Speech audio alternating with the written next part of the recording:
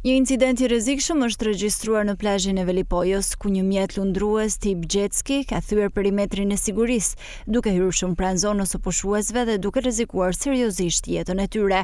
Pamjet e momentit janë filmuar nga qytetarët dhe janë publikuar në një portal, duke shkaktuar reagime të shumta për mungesën e respektimit të rregullave të sigurisë në Bregdet.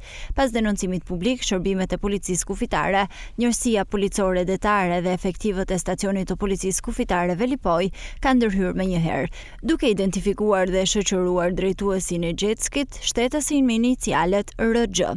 Autoritetet bëjnë me dije se mjeti lundrues është bllokuar, ndërsa drejtuesi do të ndërshkohet me masën administrative për 100.000 lekësh të rinj për shkeljen e perimetrit të sigurisë dhe rrezikimin e pushuesve në plazh.